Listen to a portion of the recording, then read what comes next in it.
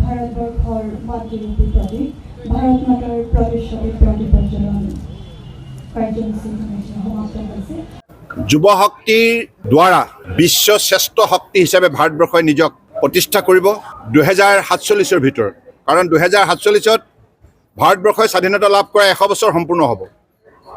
100 বছৰ যেতিয়া আমাৰ সম্পূৰ্ণ হ'ব, তেতিয়া সমগ্ৰ ভাৰতবৰ্ষতে আমি ইয়াক অত্যন্ত আন্তৰিকতাৰে স্বাভিমানেৰে আমি উৎসৱ পালন কৰিম। সমগ্ৰ ভাৰতবৰ্ষতে যিমান ভাৰতীয় বিশ্বৰ বিভিন্ন ঠাইত আছে তেখেতসকলেও এই কাৰ্যসূচীত অংশগ্ৰহণ কৰিব। তেতিয়া ভাৰতবৰ্ষৰ এটা নতুন পৰিচয় হ'ব।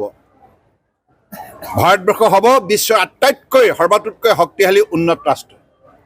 গতিকে সেইখন ৰাষ্ট্ৰ নিৰ্মাণ কৰাৰ উদ্দেশ্যে মাননীয় প্ৰধানমন্ত্ৰী নৰেন্দ্ৰ মোদী ডাঙৰীয়াৰ বলিষ্ঠ নেতৃত্বত যি লক্ষ্য স্থিৰ কৰা হৈছে, যি আঁচনি আমাৰ ভিজন প্লেন দিয়া হৈছে অমৃত কালৰ যাত্ৰা, এই যাত্ৰাত দৃঢ়তাৰে আগুৱাই নিয়াৰ ক্ষেত্ৰত যুৱ শক্তিয়ে এটা গুৰুত্বপূৰ্ণ ভূমিকা পালন কৰিব।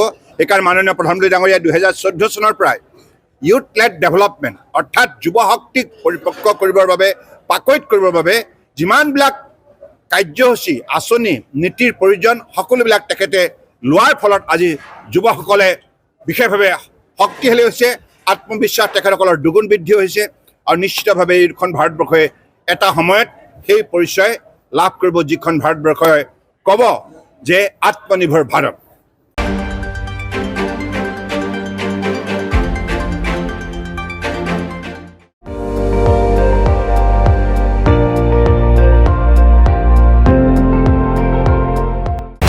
আপুনি চাই আছে ND24, সৰ্বশ্ৰেষ্ঠ নহয় সৰ্বোত্তমৰ দৌৰা।